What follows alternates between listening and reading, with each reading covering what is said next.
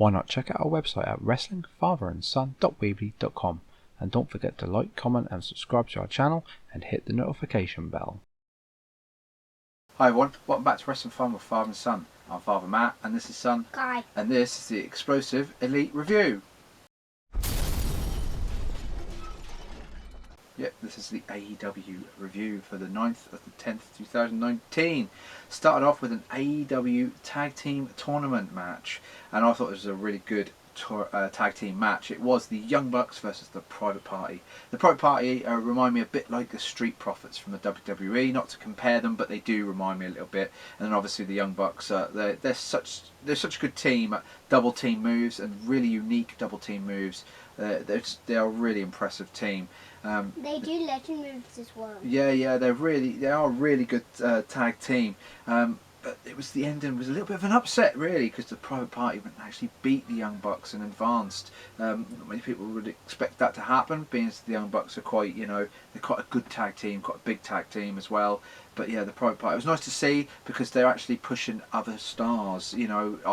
It's a given that the Young Bucks were going to win, but actually no, they're going to push the Private Party and push them two young lads, as it were, and put them up on the pedestal, which I thought was really, really good. It just proves that AEW is in the sort of job of putting new stars forward. So yeah, I was really, really impressed with that. Next we had our first sort of promo sequence. We haven't had one yet. This is like the first one. It was Chris Jericho coming out with Jake Hager, Ortiz and Santana, and Sammy Guevara. Basically, Jericho took the lead in the promo. He was introducing all members, and he also introduced their stable name, which was, do you remember what it was? I can't remember. It was called the Inner Circle, Kai. They're now called the Inner Circle. Also, there was a little bit of a shot fired at the WWE, because obviously Jake Hager, he is Jack Swagger in WWE. We the people, the catchphrase. The crowd were chanting it, only for Jericho then to say that it was a stupid gimmick done by stupid creative. Obviously a shot fired at WWE, which is quite a cool little thing to see. He also said that he threw shots at Cody Rhodes as well, saying he didn't like Cody or his family, insulting his family members and that. He also did a swear word as well, Kai, didn't he? Yep, TV14, obviously WWE doesn't do swearing or anything like that, but just going to show that AEW will actually go there. Obviously last week as well, Tony Schiavone doing it on the commentary as well, now Jericho's done. And he also did his new catchphrase as well, which was, do you remember what his catchphrase is, his new one? A little bit of bubbly. That's the one, a little bit of the bubbly. Yes, he did that as well, which is quite funny to see as well. It was a really good promo. I'm really. He said about the list as well, that why these members of his inner circle had made the list, which was a cool little throwback as well. Yeah, I was really, really impressed with this Jericho promo. Again, he's really good on the microphone. He's showing it, and I think that this stable underneath his wing is going to grow, and it's going to be a really good sort of faction, as it were. But then we had a match for a shot at next week. Basically, next week they're going to have an AEW title match against Jericho. It was Jimmy Havoc and Darby Allin. Obviously these two men are painted as being really hardcore, being like sadistic, sadists, that sort of thing, where they really like pain and that. There was a few little spots in here like with biting and stuff like that, but it was Darby Allin that picked up the win, so he will now face Jericho next week.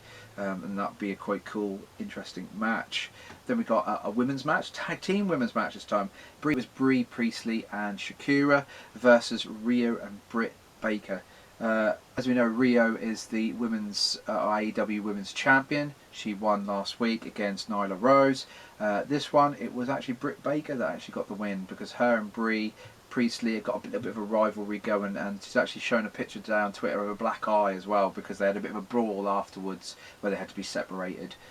It was okay. I think AEW hasn't got they haven't got their women's division in gear yet. I don't think. I think they've got a lot of work to do on the women's side of it. They're not really up there with WWE yet, but that being said, I think they will get there eventually, I think.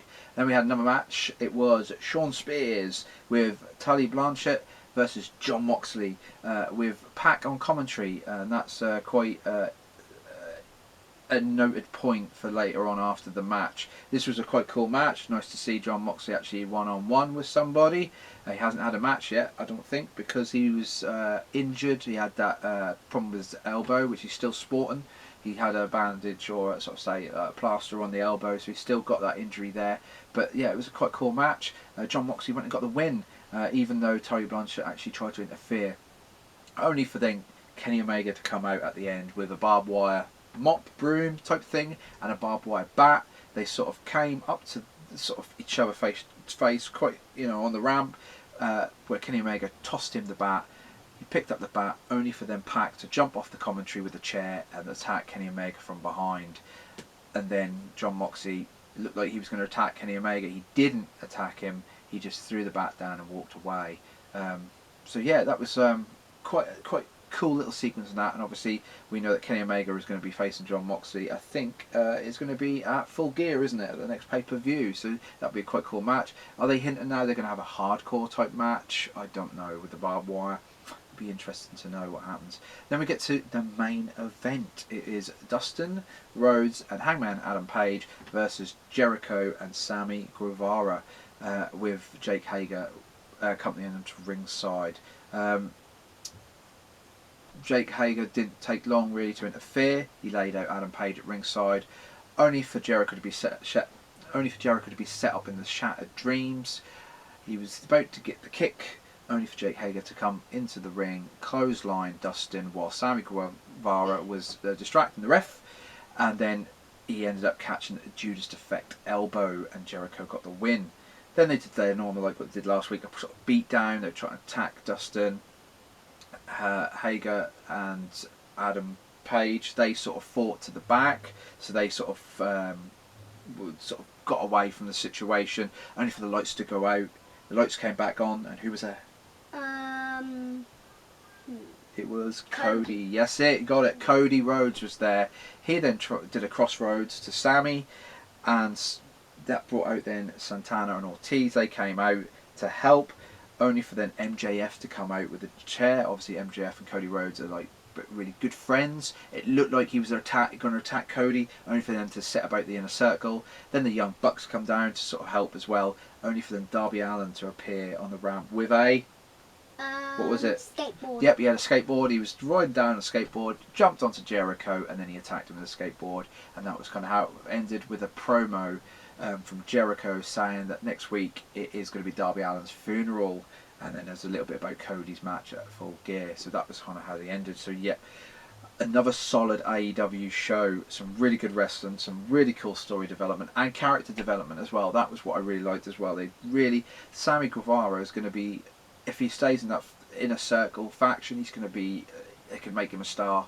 He is, under Jericho's wing, that faction could really grow into something really good, and that storyline could be really, really good, and hitting on all cylinders. So yeah, I was really, really impressed with this week's.